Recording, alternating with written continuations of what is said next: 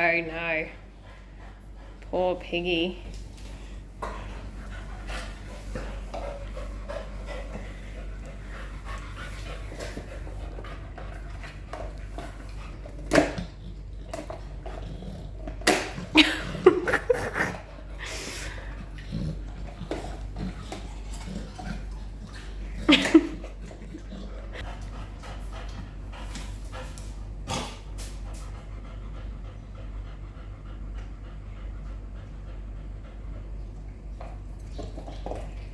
Hey going guys, Curtis from Cutting Edge Engineering. Today's job we have a quick hitch off an excavator that's been brought in for some line boring. This particular quick hitch is off a Komatsu PC300 Excavator. The hitch is used for changing out buckets, rippers, different attachments, whatever they need to use. It's very fast to change out every attachment. This mounts on the bottom of the dipper arm, and then there's a H link comes up here to a set of dog bones to then your bucket ram on the machine. These things just take a lot of abuse, being where they are on the machine and what sort of loads are put through them. So customer gave me a call, said we need to get our hitch on board. They did tell me it had been done before by another company and it's worn out already. So from what the customer stated, it wasn't done too long ago. Generally hitches don't need line boring until about halfway through their lifespan. The repair the other guy did has actually failed. So we've got what looks to be a bush coming out of one of the ears, and that is not a bush, that is actually the weld layer. Customer spotted this, they were doing other maintenance on the machine, and one of the mechanics noticed that there was looked to be a crack inside one of the ears. And it turned out the weld layer that the last repairer put in there is starting to come out and break apart. So a bit of a penetration issue there, or it could have just been what filler material they used. We won't know for sure what it is until we start to machine it. I'm gonna guess it's probably gonna be a gasless wire of some nature. Because they were lucky enough to catch this, we can repair it, but if they hadn't have found that little crack in there, what could have happened is this weld layer that's actually delaminating, it could have started to break apart and it would have ended up just flogging out the ears. The holes aren't severely worn out. I mean, they're still pretty good, but after seeing what they found in there, they decided they're going to get this repaired properly. The customers supplied us the two brand new pins that go through the ears that attach this back onto the machine. They don't run a bush in the hitch, considering they don't actually turn. They are locked via a bolt hole on the other side. So we're going to bore the holes to suit the new pins supplied to us. Now what we need to do is set up the borer and start ripping this material out.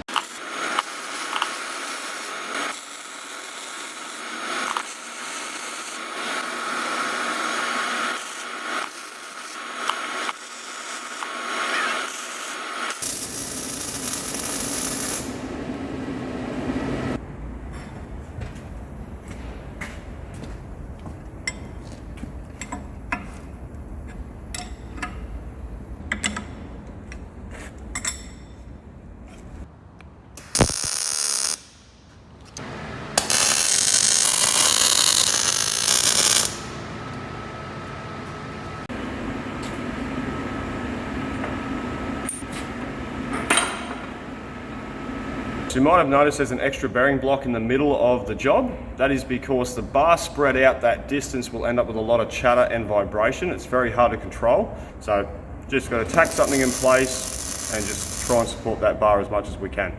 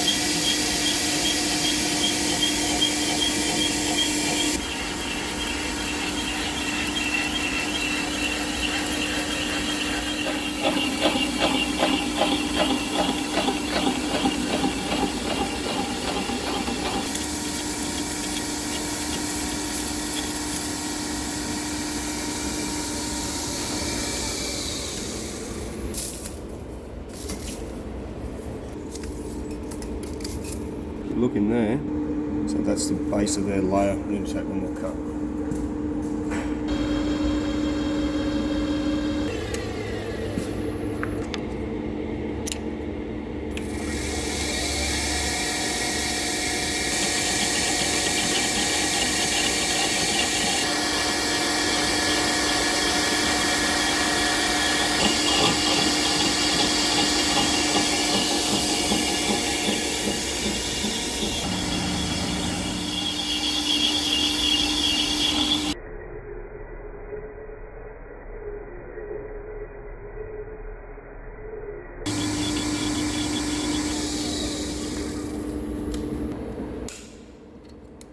Righto guys, so we've blown that hole out. We had to take 2 cuts out of that to try and find the base of the original repair. Theory was correct, they didn't get a great deal of penetration on their first layer of weld. So it only would have been a matter of time till the rest of them started to break out and fail. But what we're going to do now, we're just going to blow them all out to the same size, get underneath their repair. We can see we're underneath it because of the weld lines that have been left inside the bore now. So all those little lines around there are where the weld contacted the hitch in the first repair. We're just going to carry on and take all the holes out to the same size and start welding.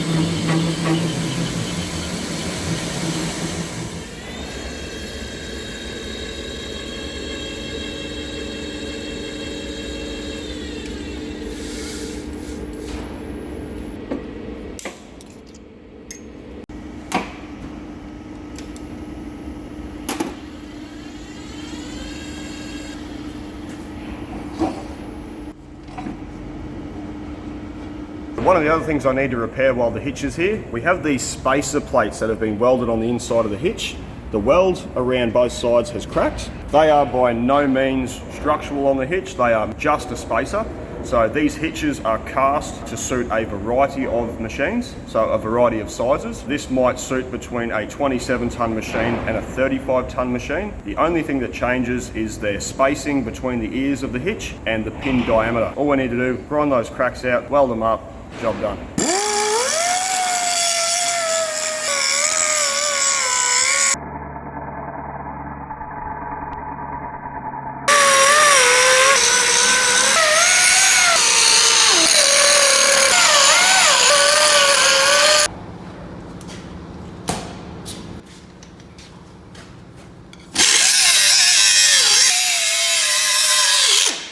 Generally I would have repaired the cracks to begin with, but I've been waiting on gas to be delivered. It's still not here, so I shot down the road to a mate's shop, picked up a bottle of gas so I can get this repair done before I set the line bore up on the front to start repairing the eyes there.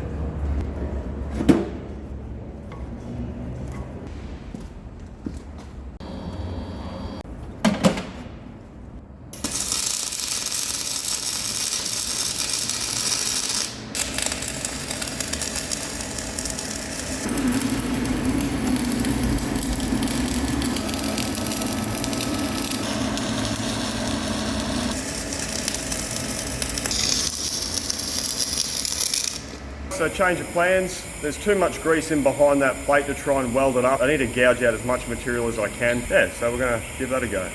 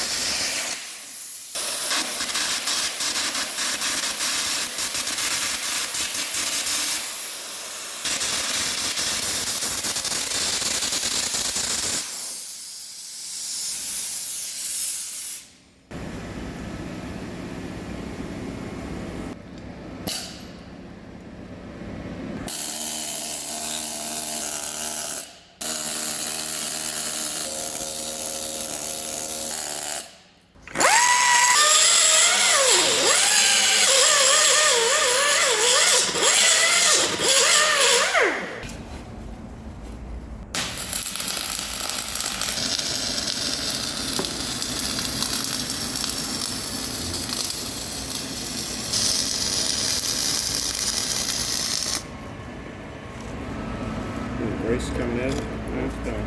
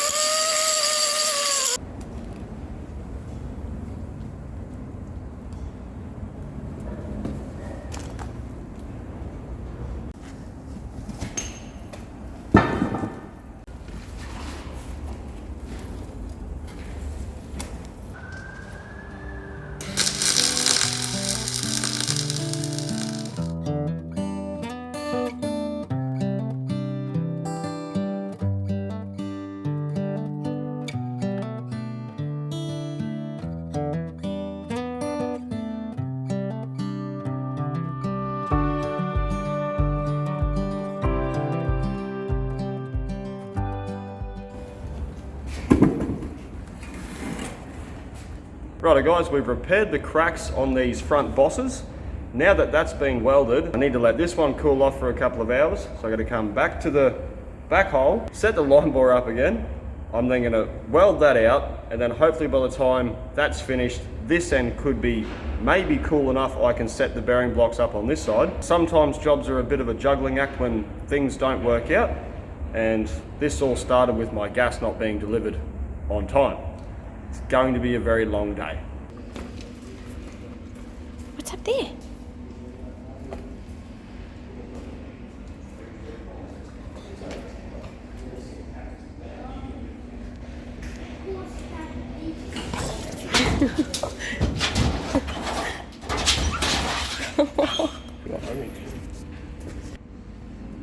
Stay. Get it. Yes. What did you work out?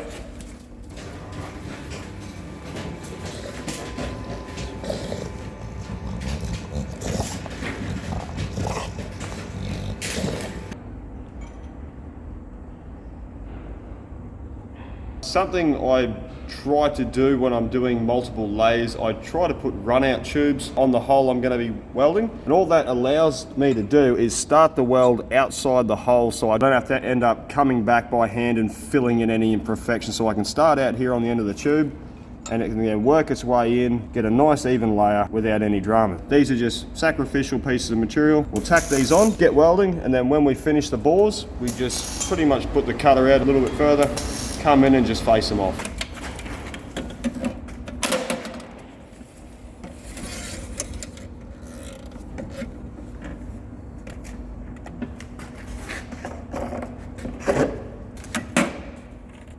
I'm going to change the rollers because these are for flux core and grooved roller and a little teeth on. Solid wire, it's just a groove, it's just a V.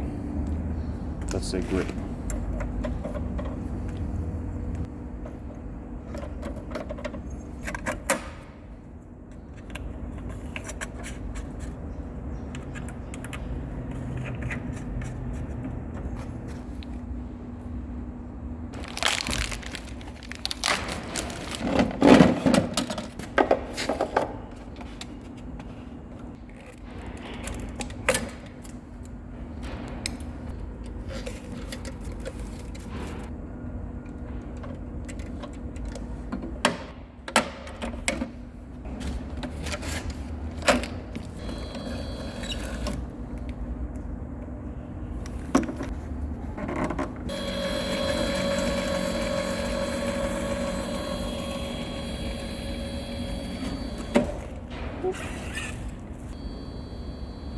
So a lot of people have asked me, how the hell does the wire get through the welding lance of the line borer without twisting up, and how do the leads not twist? Because the welding lance actually has a joint in it. So that joint spins in the end of the lance so the leads do not get rolled up, coiled up. There are two liners in this welding lance, one from the wire feeder to the joint, and then one from the joint to the end that goes into the gooseneck of the welding head.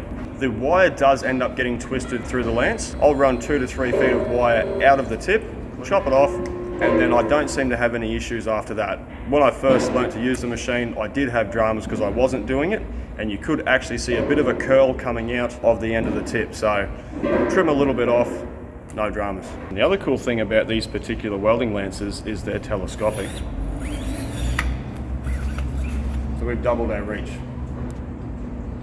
We will need a bit of extra reach to do this one.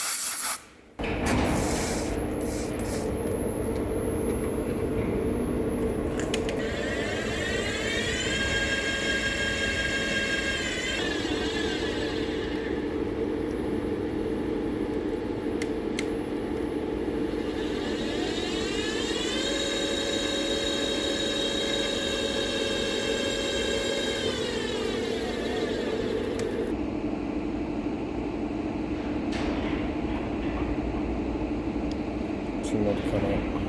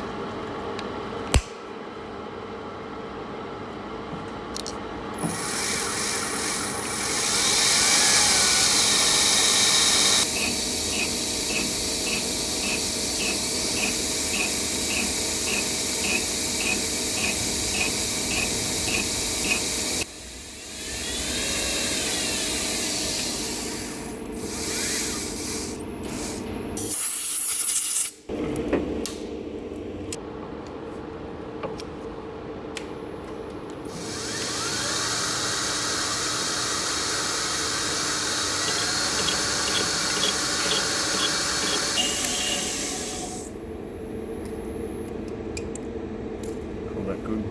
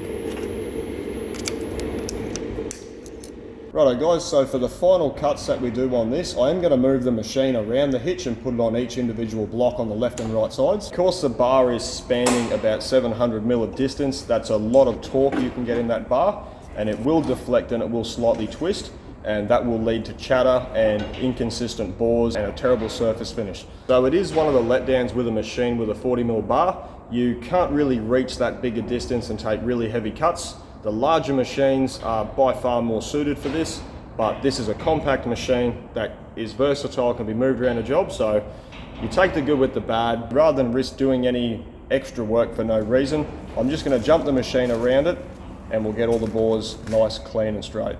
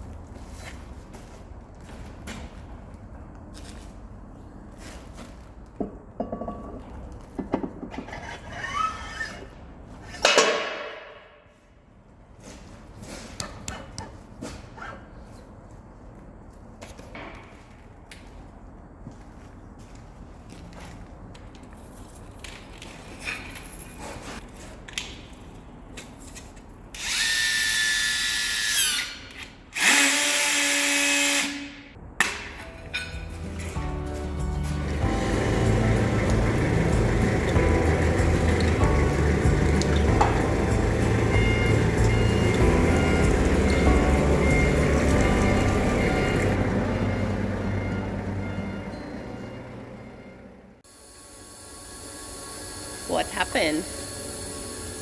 What's happened? Where's your pig? Hey? Hey, what you got? Oh, where's the rest of it? Hey, hey, was that good? Was that good? Yes.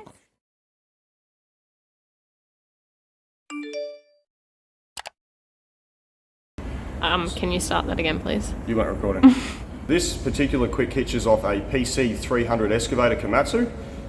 A Komatsu completed the welding on the rings around the rings. We've completed the cracked welds around the first. Oh, fuck me.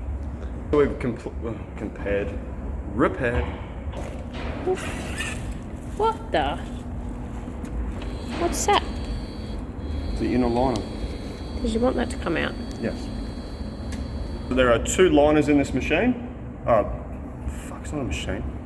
So there are two liners in this welding, it's not a hand piece either. We do have a bigger machine on the whisk. Yep. So wait, where am I starting from? Probably, no. Oh, yeah. So.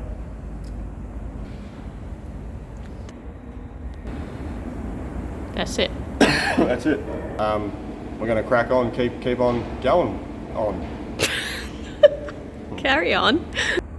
So, when situations like this happen and you can't go to the front hole, you go in the back hole and just deal with what shit you run into. Oh my god.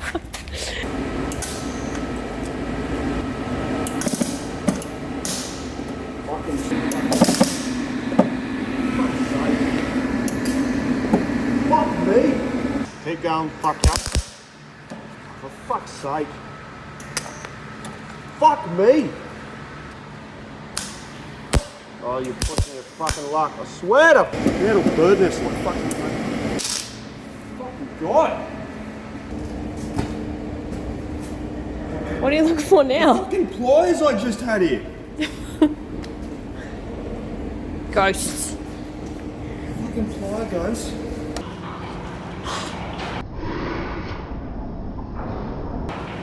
Just spat my fucking gum on the floor. Oh, you can't even see it. It's a bit blurry. So do I focus on the clock or focus on the welder?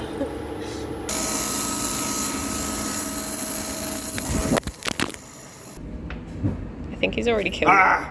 Sit.